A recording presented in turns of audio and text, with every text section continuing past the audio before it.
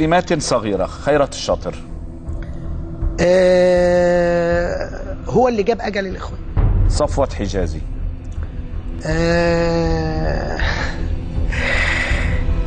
تعبان كبير انت عارف انه كان بيشغله ضابط ونزل للميدان التحرير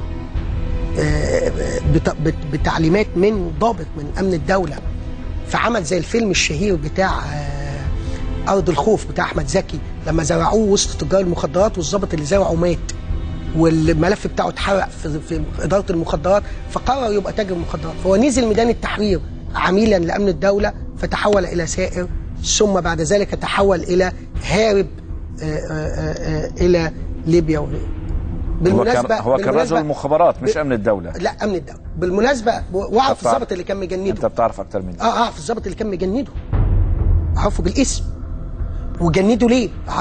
قلت الكلام ده على الهوا وقلت له وهو في عز مجده، قلت له تعالى بص في عينيا على الهوا وقول لي انت كذاب يعني ده، وانا مش هرد عليك. وده منطق، لانه يمكن صفوت حجازي ما اتقبضش عليه ولا مره قبل الثوره. مش بس كده، ده ليه مكالمه مهمه جدا في قضيه التخابر دي هتوديه حبه مشنقه وهنعرضها في الصندوق القاسم ان شاء الله. محمد البلتاجي ده افاق كبير. عاصم عبد الماجد ده الموتور الاعظم، ده الرجل اللي قاد مذبحه 81 أغسطس 81 أكتوبر 81 في أسيوط، وقتل بيديه 120 جندي بسيط.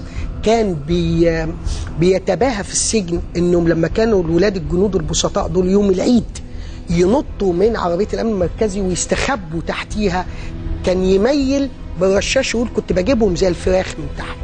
وده اللي نزلت القوات المسلحة جابته وضربته في رجله وقطعت قدمه، وضحك على كرم زهدي وقال له ان انا مؤمن بالمبادره ومؤمن بالمراجعات حتى اذا حانت اللحظه تنكر للمراجعات وتنكر للمبادره. كيف لم يقبض عليه عاصم عبد الماجد؟